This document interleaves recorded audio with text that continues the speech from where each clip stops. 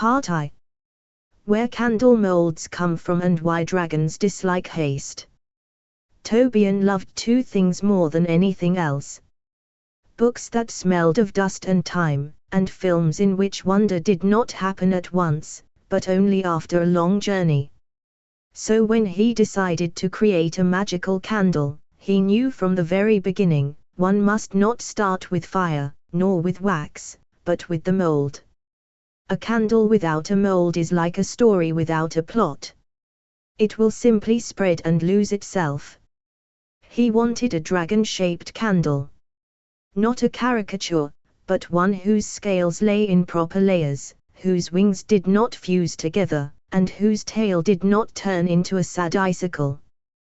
That meant the mold had to be silicone, flexible, patient, and capable of releasing what it created without breaking it. Where molds are born. From books, Tobian knew of three possible paths. The first path led to craft shops. There, molds already existed, cast by someone else. They were convenient, but often temperamental, walls too thin, details poorly defined, cheap silicone with a smell that later migrated into the wax and spoiled all the magic. The second path led to artisan markets. The molds there were better, but each cost as much as a rare folio. And one could never be sure whether such a mold would withstand the heat or crack on the third pour. And then there was the third path, the longest and the truest one, to obtain a special mold, made from real casting silicone, free of impurities and with the proper density. Such a mold could be bent, turned inside out, heated, and used again and again.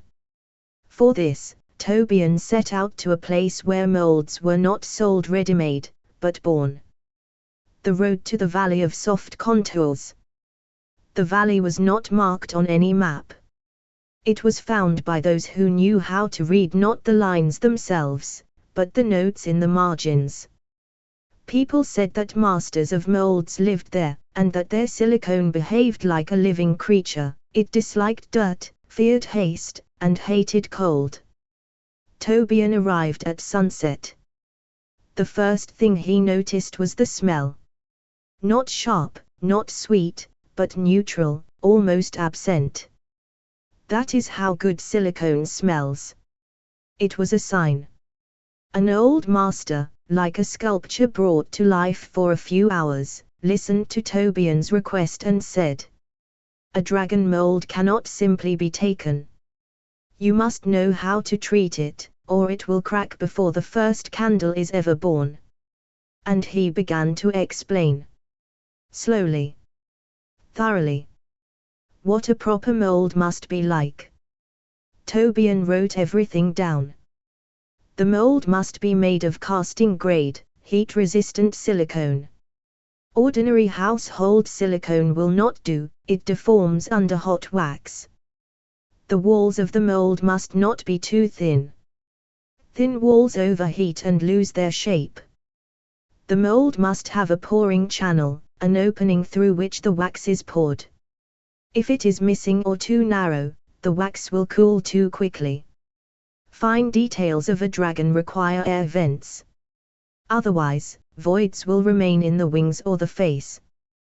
The master showed Tobian the mold. The dragon inside seemed to be sleeping, curled within. "See," he said, "the silicone is matte, without shine. That is good. Shiny silicone is often low quality. And the smell. If it smells of vinegar or chemicals, run. Advice that saves candles."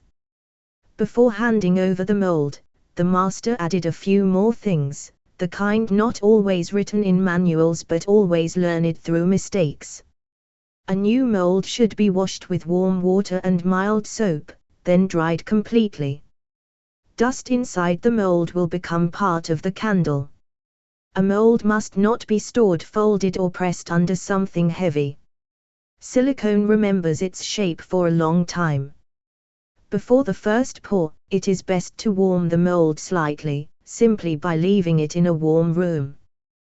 Cold silicone creates bubbles.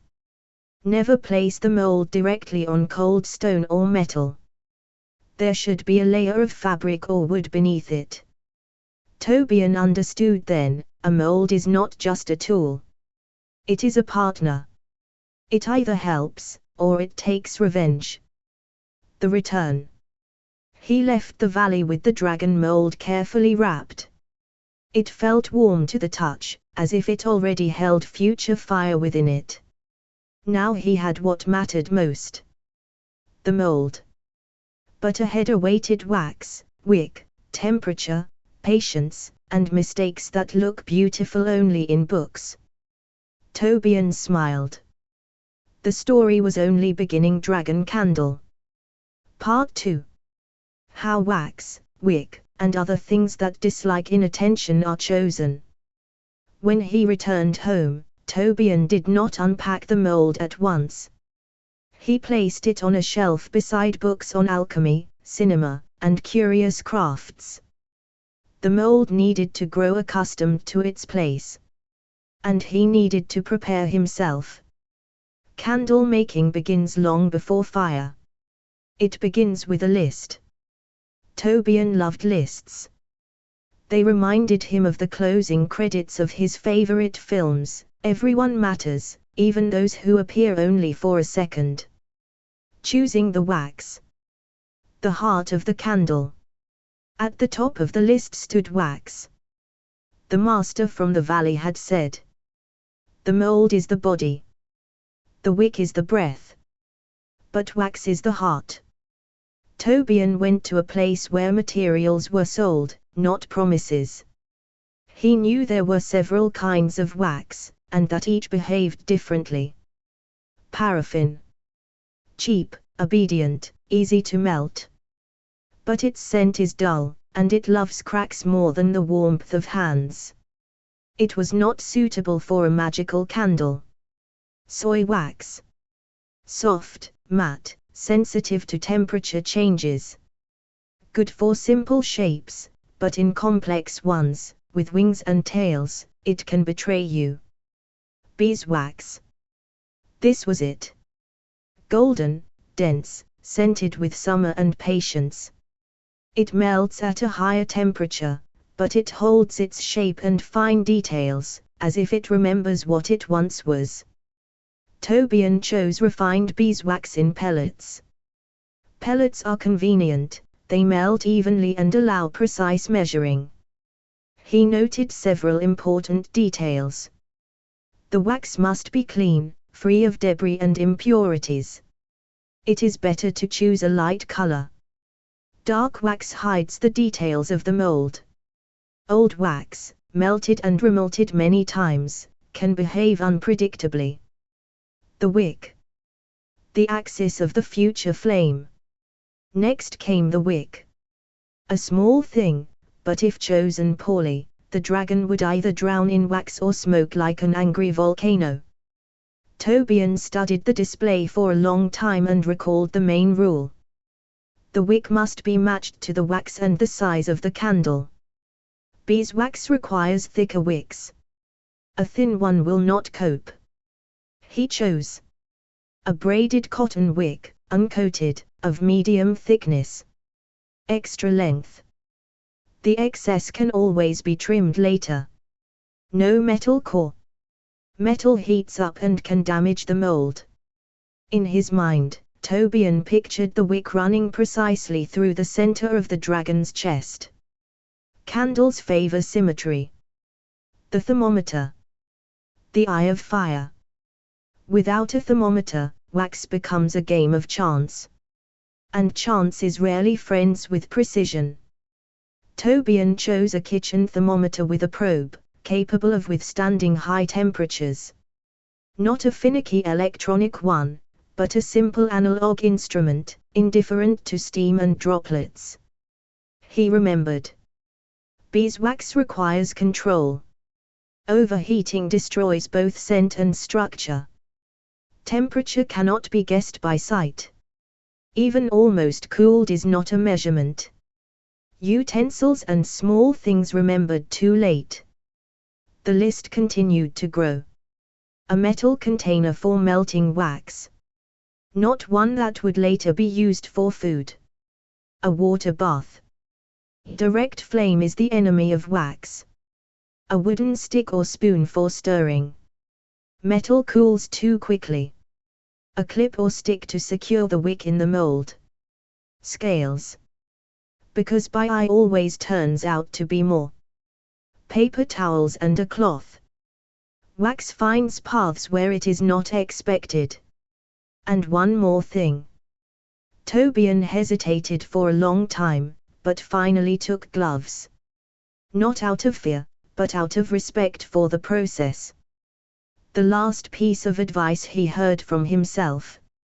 When all the items lay on the table, neatly arranged, Tobian realized something else that instruction manuals rarely mention. Candles do not like haste. It is better to postpone the work than to do it without calm. Wax remembers mood.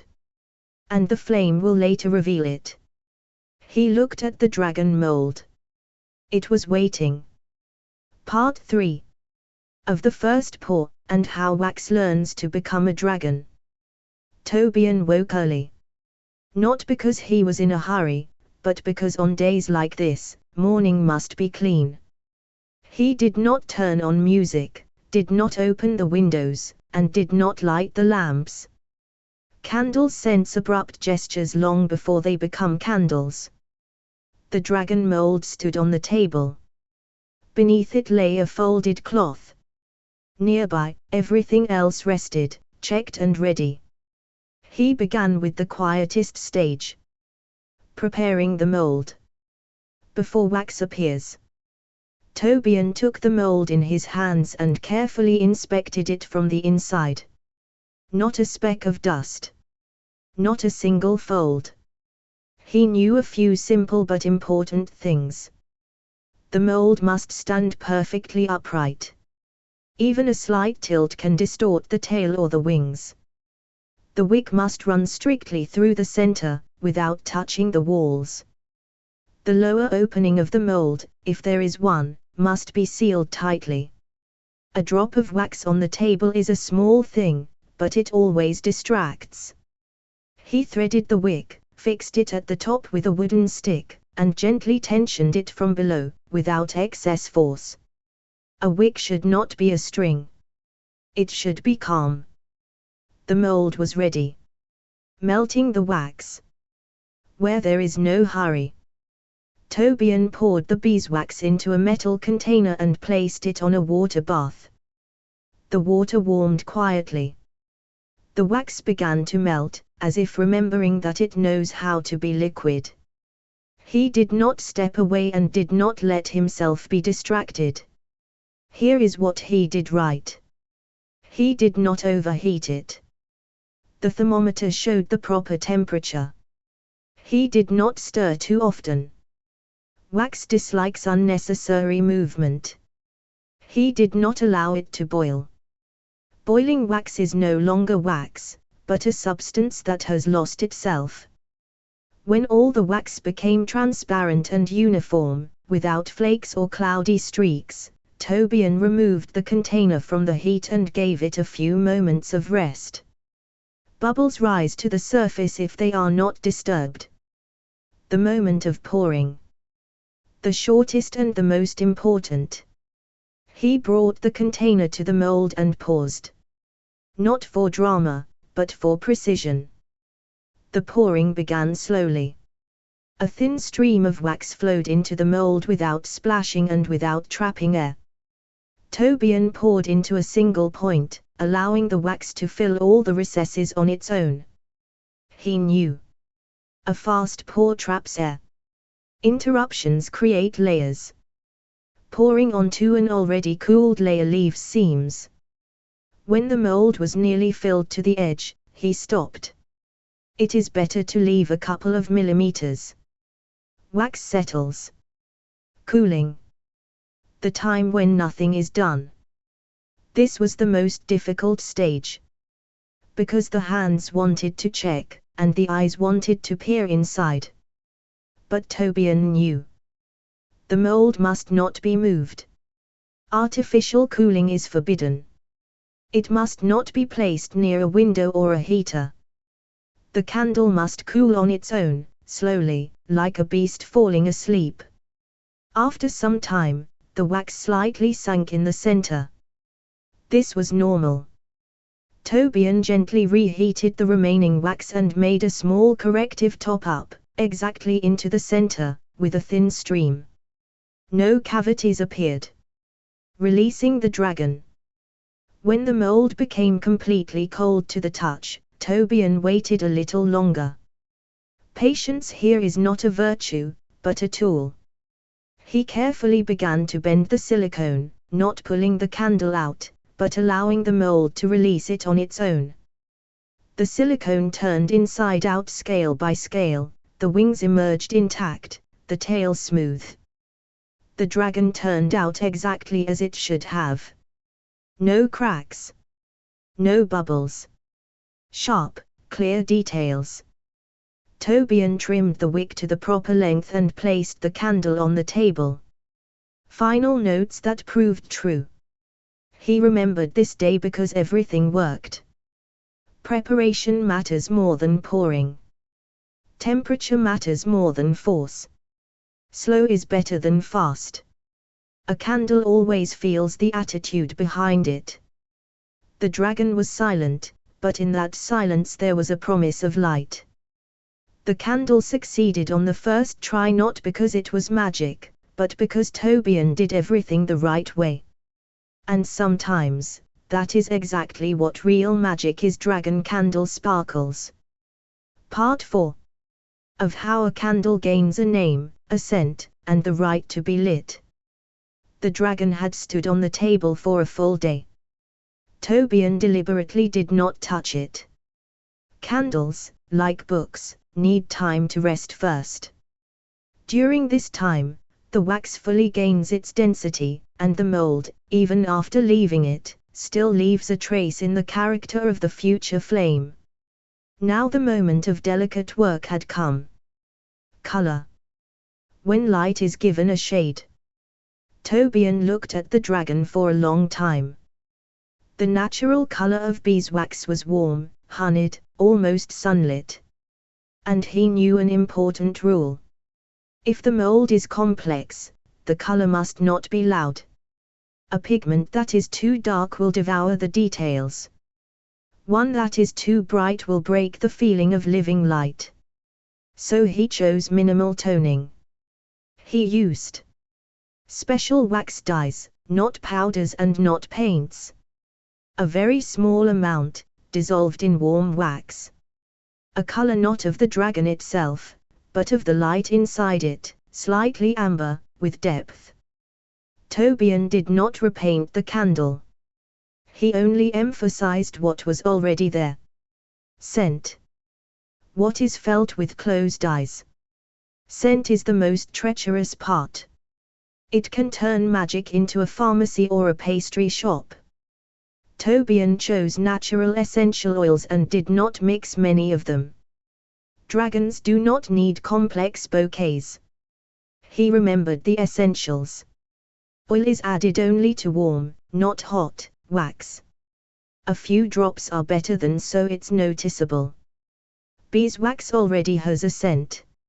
It does not need to be shouted over. He chose the combination. 1 drop of cedar, for depth. 1 drop of orange peel, for warmth. And nothing else. The aroma was not obvious. It revealed itself only when the candle began to burn. Magical purpose. Candles dislike uncertainty. Tobian did not laugh at this. He had read enough to know that things made by hand always absorb intention. He decided that this candle would be for calm evenings, for reading, for reflection, for light without anxiety. He did not make wishes. He simply defined a role. That is enough for candles. The first lighting. The rule of the first flame. This was the very last and the strictest stage. Tobian waited until evening. He trimmed the wick once more, to the proper length. He placed the dragon on a stable surface and lit the candle with a match, not a lighter. This way, the flame is born more gently. And he remembered. The first burn must last long enough for the top layer to melt completely. The candle must not be extinguished with a sharp movement. Smoke is a sign that the wick is too long. The flame was steady, warm, calm. The wax melted correctly, without running and without undermining the shape. The dragon seemed to breathe light. A name. The name came on its own. Tobian called the candle the keeper of the quiet flame. And he added nothing more. The last entry in his notebook. Before going to bed, he wrote: "A good candle should not surprise. It should simply be." The dragon burned down evenly, leaving behind warm light and the feeling that everything had been done right. The story ended, but the candle remained. And that means the light will return. Dragon candle sparkles.